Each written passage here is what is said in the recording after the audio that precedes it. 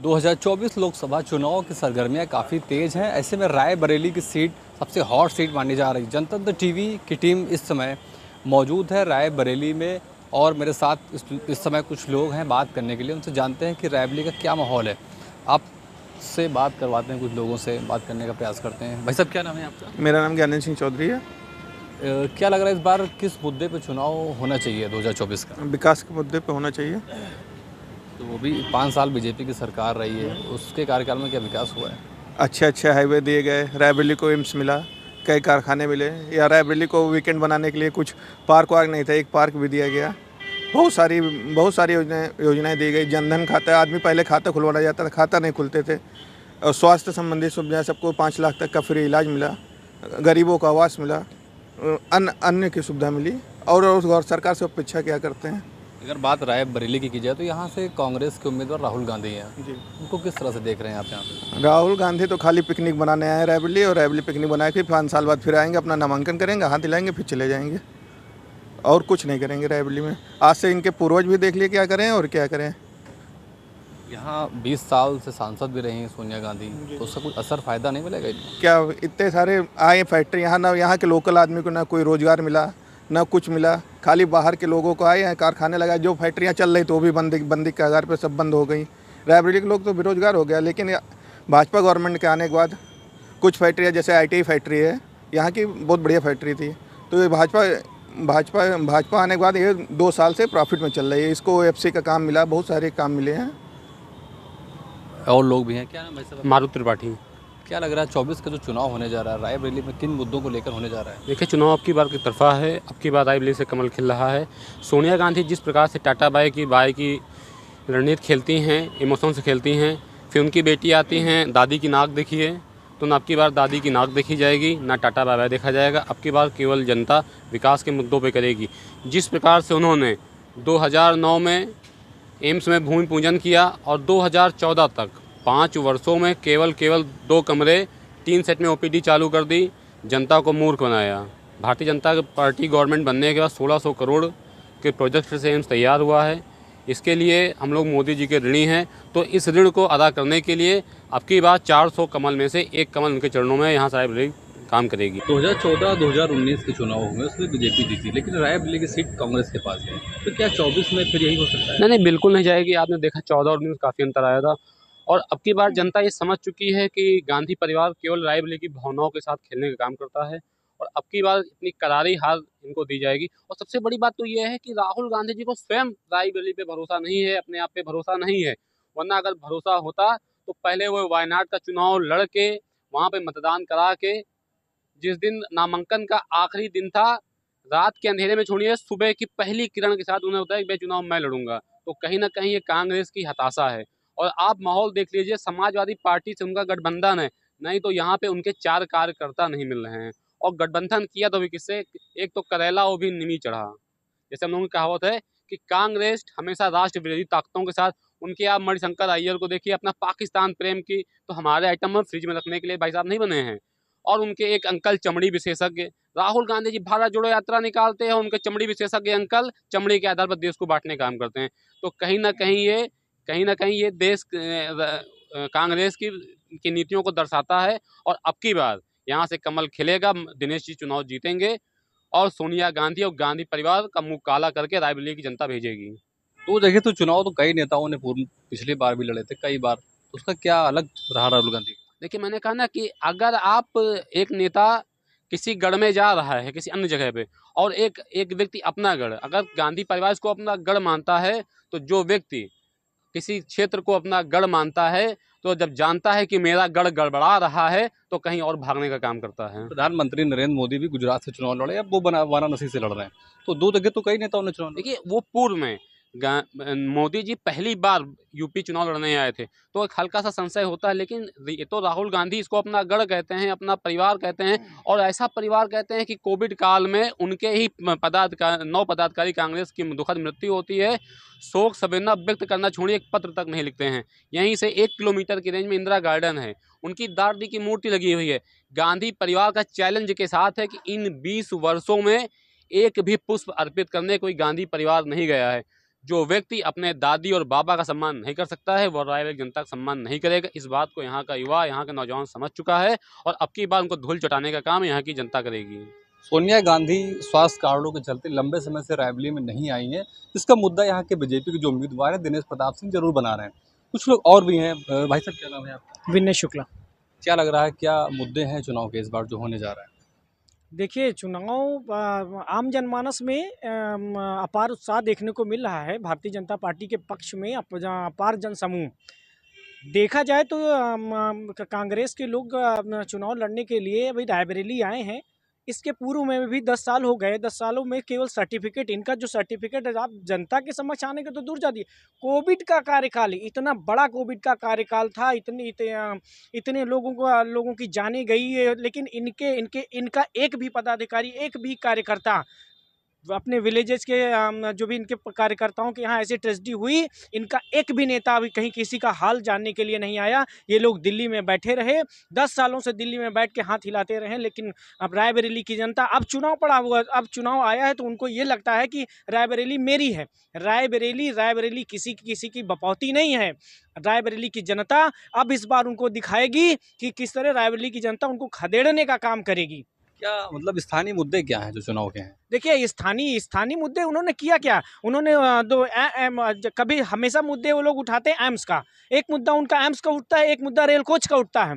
हमेशा एक कमरे में ओपीडी, उन्होंने एम्स की नींव रखी, एक कमरे में ओपीडी चली। बाहर से मरीज आते थे, एक कमरे में ओपीडी चलती थी, लोग देख के लौट जाते थे। रही बात रेल कोच की, रेल कोच कारखाने के लिए भी जब भी कहीं कोई बात होती है, मुद्दा रेल कोच का उठता है। रेल कोच फैक्ट्री का जो है 2007 में नींव पड़ी। 2007 से 2014 रेल कोच फैक्ट्री का इन लोगों ने संचालन किया। सरकार की मंशा ये थी कि रेल कोच फैक्ट्री में जो हमारा जो डिब्बे बनेंगे, 1000 डिब्बे प्रति वर्ष बनेंगे। लेकिन 2007 से 2014 के बीच में इन्होंने एक भी डिब्बा बनाने का कार्य नहीं किया। केवल जनता से झूठे वादे और झूठी न्यूज़ दिखाने का काम किया। और जो डिब्बे का बनाने का कार्य था, जो 1000 डिब्बे का प्रति वर्ष बनाने का कार्य था, तो ये लोग बाहर से डिब्बा लेके, कपूरथला से डिब्बा लेके आते थे और उसकी पेंटिंग का कार्य करते थे और उसमें पेच कसने का कार्य करते थे। एक भी डिब्बा नहीं बनाया। और लेकिन भारतीय जनता पार्टी की जब सरकार बनी, उसके तीसरे महीने ही एक डिब्बे का निर्माण हुआ। आज की डेट में आज प्रति वर्ष 1100-1200 डिब्बे बन के भारत के कोने कोने में जा रहे हैं। फैक्ट्री यहाँ पे विकास हुआ, रोजगार मिला लोगों को, ये लोगों का कहना। देखिए, विकास हुआ और रोजगार हुआ, ये मुद्दा नहीं है। अब विकास ये भी तो देखिए कि बहुत सारी फैक्ट्रियां आई, बहुत सारी फैक्ट्रियां बंद भी हो गई। देश के कोने कोने में हाईवेज देख लीजिए, बहुत सारी योजनाएं हो गई, जैसे कि सुकन्या समृद्धि योजना हो गई, उज्ज्वला योजना हो गई, किसान सम्मान निधि योजना हो गई, फसल बीमा योजना हो गई, अटल पेंशन बीमा योजना हो गई। ऐसे अनेकों योजनाएं वो जो उंगली पे नहीं गिन पाएंगे, ऐसे अनेकों योजनाएं आम जनमानस के पास गाँव में जमीनी स्तर पर लोगों का लाभ मिल रहा है। अगर पिछले 5 साल की बात की जाए, ऐसे सोनिया गांधी सांसद है, तो क्या पिछले 5 सालों में रायबरेली में विकास हुआ? कोई विकास नहीं हुआ। जब दिल्ली से हाथ हिलाया जाएगा, दिल्ली से बैठा हुआ नेता 10 साल हाथ हिलाएगा, तो विकास कहाँ से विकास होगा भैया? आम जनमानस तो नकार रहा है उनको। लोग कह रहे हैं कि जब वो आई ही नहीं है, जब उनका नेता नहीं आया, उनके कार्यकर्ता नहीं आए, तो विकास कहाँ? विकास पेपर पे हुआ, बाकी पैसा खत्म हो गया। ये विपक्ष लगातार कह रहा है कि राम मंदिर, 370, ट्रिपल तलाक को बेजती मुद्दा बना रही है। क्या ये मुद्दे हैं? क्या साहब राम मंदिर की बात करते हैं? राम मंदिर जिनको आतंकवादियों से परहेज नहीं, जो आतंकवादियों का साथ देते हैं, उनको हिंदू विरोधी लगते हैं। उनको राम के भगवान श्री राम तो सबके हैं, किसी कोई एक के तो नहीं है, भगवान श्री राम सबके हैं। उनको जय श्री राम बोलने में परहेज है। उनको जय श्री राम बोलने में जब इतना बड़ा परहेज है, तो क्या कौन सा मुद्दा राम का? कौन सा मुद्दा राम का? जब श्री राम, अभी का किसी से भी कह दीजिए उनके यहाँ श्री राम बोलने में बड़ा परहेज है। जो राम का नहीं है वो किसी काम का नहीं है। और लोग भी हैं। भाई साहब क्या नाम है? सत्येंद्र पांडे। आप इनकी बात से सहमत? बिल्कुल सहमत हैं। किस? रायबरेली में कमल खिल रहा है। क्यों? क्योंकि रायबरेली में अब सोनिया और राहुल और प्रियंका का काम खत्म हो चुका है। जो 5 साल दिखाई नहीं दी, अपना सर्टिफिकेट लेने नहीं आई, उनको हम लोग एक्सेप्ट नहीं करेंगे अब। क्योंकि रायबरेली की जनता अब जाग चुकी है, मूर्ख नहीं है। हम लोगों से लगातार जनता से वार्तालाप होता है। रायबरेली की जनता जान चुकी है कि इनको अब हटाना है और कमल खिलाना है। रायबरेली में दिनेश प्रताप सिंह पूर्ण बहुमत के साथ दिल्ली जाएंगे। तो 2019 में सोनिया गांधी खिलाफ से चुनाव हार गए थे, इस बार फिर वो चुनावी मैदान में, उनके खिलाफ राष्ट्रीय नेता राहुल गांधी हैं, तो क्या वो चुनौती दे रहे हैं उनको? बिल्कुल चुनौती दे रहे हैं और बहुत कम वोटों से हारे हुए हैं। बिल्कुल चुनौती दे रहे हैं और अब की मैं कह रहा हूँ, लिख के ले लीजिए, 100% दिनेश सिंह जीत रहे हैं। नहीं, स्थानीय मुद्दे भारी रहेंगे कि फिर राष्ट्र का मुद्दा रहेगा? राष्ट्र का मुद्दा भी है, स्थानीय मुद्दा भी है। कुछ नहीं हुआ रायबरेली में, केवल हाथ हिलाने का काम किया है, बस कुछ नहीं किया है रायबरेली में। केवल हाथ हिलाया है और आज भी हाथ हिलाया जा रहा है। उनके जो नेता आए हैं केवल हाथ हिला रहे हैं, दुनिया भर की अफवाहें उड़ाने का काम कर रहे हैं कि हमने बहुत कुछ कर दिया है रायबरेली में। 5 साल जो दिखाई ही नहीं दिया वो क्या करेगा भाई। दिनेश सिंह जीत रहे हैं और कमल खिल रहा है रायबरेली में। और लोग भी हैं। भाई साहब क्या नाम है? आदित्य सिंह। क्या लग रहा है रायबरेली का क्या माहौल है इस चुनाव? बार कमल का फूल यहाँ से खिल रहा है। उसके कुछ प्रमुख कारण भी हैं। पिछले कई सालों से सोनिया मैडम खुद यहाँ नहीं आई, न उनके पीआरओ यहाँ आए। मुसीबत के समय में भी वो नहीं आई। जैसे एक रेल हादसा हो गया था बछरावा में, जिसमें काफ़ी सारे लोग इंजर्ड हो गए, कुछ लोगों की मृत्यु भी हो गई, परंतु उनकी तरफ से न कोई पत्र जारी हुआ, न उन्होंने कोई दुख या संवेदना प्रकट की। कोविड काल आया, कई सारे लोग मर गए, न उनकी तरफ से कोई पत्र जारी किया गया, न उनकी तरफ से कोई संदेश भेजा गया। दुख जाहिर कांग्रेस किया ने गया। कहा तो कि लोग इससे कांग्रेस ने कहा कोरोना में काफ़ी मदद रायबरेली के लिए भेजी गई। देखिए, कहने में और करने में फ़र्क होता है। यदि उनके द्वारा मदद भेजी गई थी तो उन्हें यहाँ आना चाहिए था। अगर वो रायबरेली को अपना घर मानती हैं तो ऐसा कैसा घर है कि वो खुद ही नहीं आ रही हैं अपने घर में। उसके बाद अभी प्रयागराज में कुछ टाइम पहले 2 सिपाही शहीद हो गए थे, उसमें से एक हमारे लालगंज का लाल था, उनसे मिलने भी वो नहीं आई। लेकिन यहाँ के दिनेश प्रताप सिंह जी ने हर दुख की घड़ी में रायबरेली वासियों का साथ दिया, चाहे कोविड काल रहा हो, चाहे जो अपना रायबरेली का लालगंज का बेटा शहीद हो गया था उसके यहाँ जाना रहा हो, सुख दुख में हर जगह वो कंधे से कंधा मिला के रायबरेली के लिए काम करते रहे। आज समय आया है कि आज रायबरेली वाले यहाँ से कमल के फूल को जिताएंगे, दिनेश प्रताप सिंह जी को सांसद बनाएंगे।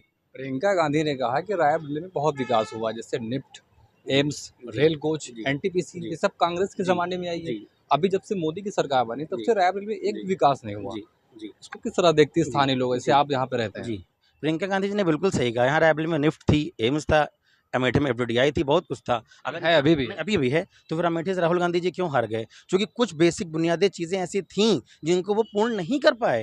केवल बड़े-बड़े संस्थान बना देने से अगर आदमी चुनाव जीतने लगे तो अमेठी से शायद राहुल गांधी जी ना हारते, वहाँ से स्मृति ईरानी जी ना जीतती। ये इसको दर्शाता है कि खाली निफ्ट बना देने से चुनाव नहीं निकलते, ज़मीन में आके किसानों की बातें सुन के उनके लिए भी कुछ करना चाहिए। यहाँ सिर्फ बड़े-बड़े अमीरों के बच्चे पढ़ते हैं, किसान भी है, गरीब भी है, दलित भी है, उसके लिए इन्होंने क्या किया? बताया है एक बार आके। इसलिए इस बार ये सब जुमलेबाजी नहीं चलेगी, यहाँ से कमल का फूल ही निकलेगा। कांग्रेस तो कह रही है कि अब 10 किलो राशन दिया जाएगा। पिछली बार भी उन्होंने बहुत बड़े-बड़े वादे किए थे, स्कूटी देंगे, लैपटॉप देंगे, लेकिन जनता उनके बातों में गुमराह नहीं हुई। इस बार भी नहीं होगी, जनता बहुत चालाक है। कौन यहाँ से जीत रहा है आपके हिसाब यहाँ से? से दिनेश प्रताप सिंह जी भारी मतों से जीत रहे हैं। देश में? देश में भी मोदी जी की सरकार पुनः बनने जा रही है प्रचंड बहुमत के साथ, 400 पार। ये थे कुछ लोग जिनके मिले-जुले जवाब थे। इनका साफ कहना है कि देश में एक बार फिर से देश के प्रधानमंत्री नरेंद्र मोदी हैट्रिक लगाने वाले हैं और रायबरेली से जो बीजेपी के उम्मीदवार हैं दिनेश प्रताप सिंह, वो ज़रूर जीत हासिल करने वाले हैं। इनका प्रमुख तौर पर ये कहना था कि लोकल का मुद्दा जो है जहाँ पे कांग्रेस के जो सांसद रहे वो यहाँ से आती नहीं यहाँ पर। ये ज़रूर लोगों के मन में एक विषय ज़रूर है वोट डालने को लेकर। अब 4 जून को नतीजे तय होंगे, ये तस्वीरें साफ हो जाएंगी किसके सर पर ताज सजता है। आलोक पांडे, जनतंत्र टीवी, रायबरेली।